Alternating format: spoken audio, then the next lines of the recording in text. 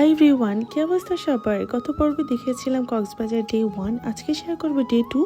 So আজকে আমার day 2তে আমি সারাদিন ঘুরবো এরকম একটা প্ল্যান আছে। সো শুরুতে আমি প্যারাসেলিংয়ে চলে এসেছি। তো আমার একটা ড্রিম বলতে পারো সবাই। সো আমি প্যারাসেলিং করবো অ্যান্ড দেন সত্যি ফাইনালি আমি একদম উপরে অ্যান্ড আমার পায়ের নিচে বিশাল বড় একটা সাগর। সো একটু ভয়ও কাজ করছিল, আর সত্যি কথা আমি ফ্লেক্সিবল ছিলাম না। সো অ্যান্ড দেন এর জন্য আমার একটু বেশি শরীরে প্রেশার পড়ে। সো অনেক বেশি এনার্জি আমি লস করে ফেলি প্যারাসেলিং করতে গিয়ে। অ্যান্ড দেন যখন ল্যান্ড করব, সো তখন তো যখন ল্যান্ড করার সময় অনেক বেশি কষ্ট হয়। তো আসলে এই সব কিছু মিলিয়ে একটা অন্যরকম অভিজ্ঞতা, সত্যি কথা ভয় কষ্ট সবই আছে দুটোই।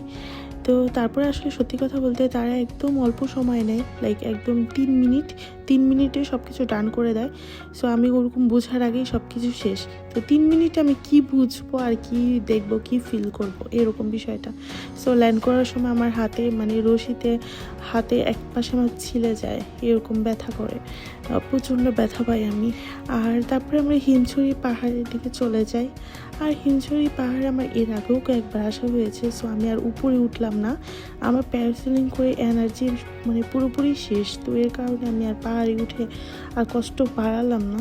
তো তারপরে একটা আইসক্রিম খেতে খেতে তারপরে আবার নেক্সট ডেস্টিনেশনে চলে যাব, যতটুকু কাভার আপ করা যায় আর কি। আর আমরা বেশি একটা সত্যি কথা সময় নিইনি। তো আমরা তারপরে ঝাউ বাগানের দিকে চলে গেলাম। তো ঝাউ বাগানের এই প্রথম এন্ট্রিটা আমাদের কাছে ভীষণ ভালো লাগে। আর এই ঝাউ বাগানটা উপর থেকে দেখতে ভীষণ সুন্দর, কিন্তু নিচে একটু পরিবেশের একটু অবস্থা খারাপ, যেটা আসলে আমাদের প্রাকৃতিক সম্পদ, আমাদের নিজেদেরই এটা রক্ষা করা উচিত।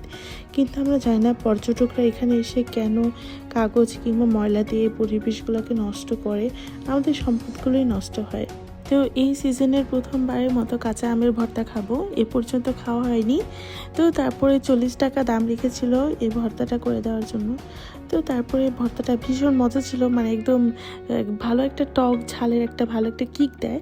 তো উনি খুব ভালো করে ভর্তাটা মাখাতে পেরেছে, সবাই কিন্তু ভর্তা মাখাতে পারে না। তো তারপরে এখানে দেখলাম ছোটো একটা ছাদনা তলার মতো, তো ওখানে একটু বসে আমটা এনজয় করছিলাম। এন্ড তারপরে এই ঝাউ বাগানটাকে এনজয় করতে করতে একটু ফুটেজ নিলাম। ঝাউ বাগানে ঢোকার শুরুতেই আমরা দেখিয়েছিলাম যে একটা সাঁকো টাইপের এটা ব্রিজ টাইপের। তো ওইটা নিচে খুব সুন্দর করে পানি গিয়েছে, আর কতগুলো মাছ, এত সুন্দর পানি কম থাকার কারণে মাছগুলো একদম ভেসে আসছিল। আর কিছুটা সুন্দরবনের মতো লাগছিল, পরিবেশটা ভালো লেগেছে আমার কাছে ভীষণ। আর তারপরে ওই নেক্সট ডেস্টিনেশন আবার যাব।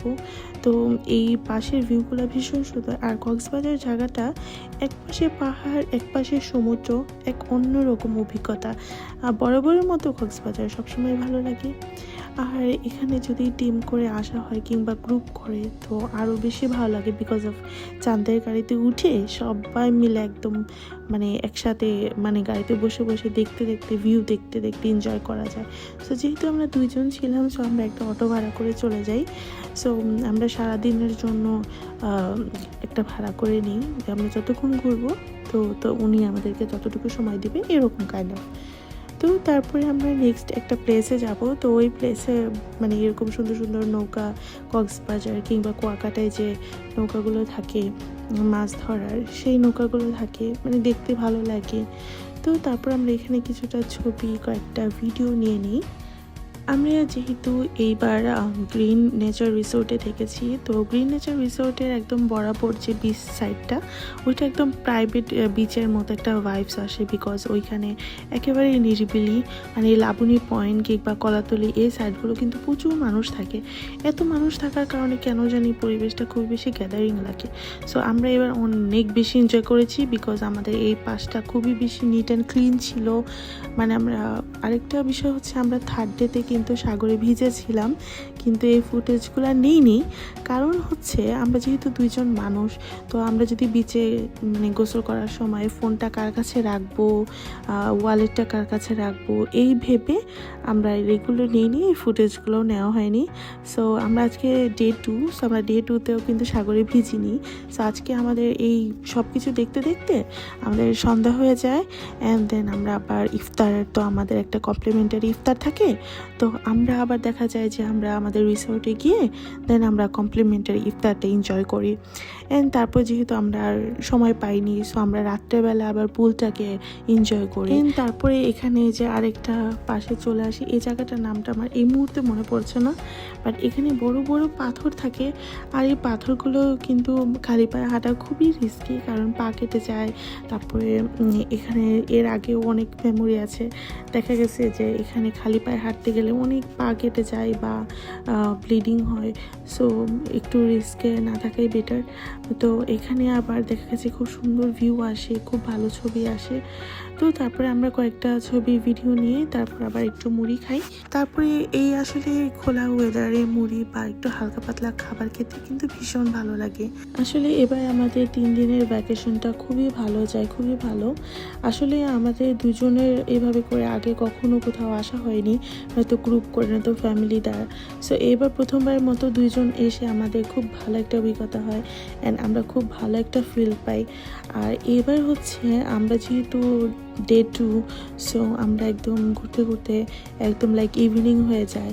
সো অলমোস্ট লাইক 4, সো আমরা 4টার দিকে আমার খুবই ক্ষুধা লাগে। তো তারপরে এইখানে একটা রেস্টুরেন্ট পাই। সো এই রেস্টুরেন্টটা মানে একদম লাস্ট পয়েন্টে। সো আমরা দেখতে দেখতে যেহেতু লাস্ট পয়েন্টে চলে আসি, তো তারপরে আমি যেহেতু একাই খাবো, সো বেশি একটা আইটেম নেইনি। সো তারপরে এখানে জাস্ট একটা কোরাল ফিশ আর ভাত অর্ডার করি। তো কোরাল ফিশের খুব রান্নাটা ভালো ছিল, এখানে খাবারটা মজা ছিল। সো আমি যেহেতু একা, সো আর কোনো কিছু আইটেম নিইনি। আরেকটা বিষয় এখানে ছিল, যেহেতু অলমোস্ট 4টা বাজে, তো আমাদের আবার হোটেলে গিয়ে আবার ইফতার ইনক্লুডেড। সো আমি এর কারণে বেশি একটা খাবারের চাপ নিইনি। সো আপাতত একটা আইটেম দিয়ে খেয়ে তারপরে আবার রিসোর্টে আমরা ফিরে যাই। তারপরে আবার রিসোর্টে আমাদের কমপ্লিমেন্টারি ইফতারি ছিল, সেই ইফতারিটা এনজয় করি। তারপরে খাওয়া দাওয়া শেষ করে আমরা একদম লাস্ট একটা প্লেসে বাকি ছিল, পাটোয়া টেক, যেটা একদম কক্সবাজার লাস্ট পয়েন্টেই থাকে। সো তারপর পাটোয়া টেকে যাই। আর অ্যাজ ইউজুয়াল পাটোয়া টেকে যে ভিউটা পাই বা যে পরিবেশটা পাই সেটা কিন্তু আমরা আমাদের রিসোর্ট থেকেও পেয়েছিলাম। সো আমার কাছে তেমন বেশি একটা মানে ডিফারেন্ট লাগে নাই, বাট ইটস ওকে। সো তারপরেও ভালো লেগেছিল। সো যেহেতু ঘুরতে এসেছি, সবটা প্লেসে ঘুরে যাব, এটাই তো স্বাভাবিক। তো তারপরে আমরা কিন্তু সানসেটটাও এনজয় করি, বাট আমরা ফুলফিল সানসেটটা দেখতে পারিনি, কারণ যেহেতু ইফতার টাইম। সো আমাদের একদম লাস্ট টাইমে কিন্তু আমাদের ইফতার করতে হবে, তো এর জন্য কিন্তু আমরা ওই সময় বিচে থাকতে পারিনি। সো তারপরে আমাদের তাড়াতাড়ি করে আবার হোটেলে ব্যাক করি। তো তারপরে হচ্ছে আমাদের আবার রাত্রেবেলা আবার সুইমিং পুলে আমরা আবারও গোসল করব। আমাদের একটা প্ল্যান ছিল, যেহেতু ডে 1-এ আমরা দিনের বেলা গোসল করেছিলাম, সো রাত্রেবেলা অন্যরকম ভিউ থাকে। সো আমরা প্ল্যান করেছিলাম ডে 2-তে আমরা রাত্রেবেলা আবারও গোসল করব বা পুলে নামবো। আর ডে 3-এ আমরা হয়তো বিচে যাব, এমন প্ল্যান করে সব কিছু আসলে করা। বাট আমাদের সব কিছু মিলে খুবই ভালো একটা অভিজ্ঞতা ছিল। আর আমরা বিচে অনেক হেঁটেছি, যেটা আমরা ফুটেজেও নিইনি। সো আমাদের সত্যি কথা সব কিছু মিলে আমাদের বেস্ট একটা ডে ছিল এই সেকেন্ড ডেতে। আর আমি আরেকটা বিষয় না বললেই না, যে প্যারাসেলিংয়ের যে ব্যাপারটা, এটা আসলে আমার কাছে অনেক একটা ড্রিম একটা বিষয় ছিল। বাট তো আমি যে প্যাকেজটা নিয়েছিলাম 2000 টাকার প্যাকেজ, ওখানে আরেকটা ছিল 2500 টাকারও প্যাকেজ। বাট এখানে টাকাটা বিষয় না, টাকাটার ফ্যাক্ট হচ্ছে এটাই যে যদি আরও 500 টাকা বা এখানে আরও টাকা অ্যাড করতো, বাট ওখানে তাদের কোয়ালিটি মেনটেন করতো, আমার কাছে মনে হয় তাহলে আরও বেশি আমাদের জন্য, পর্যটকদের জন্য আরও বেশি বেটার হতো। বাট এত মিনিমাম সময়ে লাইক অনলি 3 মিনিট, সো এই 3 মিনিটে আমার কাছে টোটালি ওয়েস্টেড মনে হয়েছে। তো যাই হোক, যেহেতু প্রথম দিন আমরা ইফতার কমপ্লিমেন্টারি পাই, সো আমাদের সব কিছুই সেমই ছিল, বাট এবার জাস্ট জুসটা চেঞ্জ হয়ে গেছে। ইয়েস্টারডে ছিল আমাদের ওয়াটারমেলন অ্যান্ড পাপায়া, আর আজকে হচ্ছে পাপায়া অ্যান্ড হচ্ছে ম্যাঙ্গো মিক্সড। তো ভীষণ মজা, ডিনারের কথা না বললেই না। চিকেন বিরিয়ানিটা অ্যাজ ইউজুয়াল খুবই ভালো, জালি কাবাবটা একদম 10 আউট অফ 10, সব কিছুই ভালো। আর ওদের হালিমটাও ভালো, আমি লাস্ট যে ভিডিওতে সেটাও বলেছিলাম। আর এই রিসোর্টে যদি ইন ফিউচারে কেউ যান, আমি বলবো ওদের রুফটপটা অবশ্যই যাবেন, কারণ ওদের ছাদটা এত সুন্দর, মানে আপনি শুধু ছাদে ঘন্টা পর ঘন্টা বসে থাকতে পারবেন। এখানে খুব সুন্দর একটা দোলনা থাকে, আমরা সরাসরি দুজন মিলে দোলনায় অনেকক্ষণ বসে এখানে গান গাই। খুব সুন্দর, আমাদের লাস্ট মোমেন্টে আমরা লাইট বন্ধ করে দিয়ে অনেক সময় আমরা এই দোলনায় বসে থাকি আর গান গাই দুজন। খুব সুন্দর আমাদের একটা মোমেন্ট কাটে এখানে। তো এই হচ্ছে আমাদের রাত্রের একদম ছাদ থেকে আমাদের front view. So that's it. সবাইকে ভিডিওটা দেখার জন্য অনেক অনেক ধন্যবাদ। ভালো থাকবেন টিল দেন। একটা ছিল সোনার কন্যা, মেঘ বরণ কেশ, ভাটি অঞ্চলে ছিল সেই কন্যার দেশ।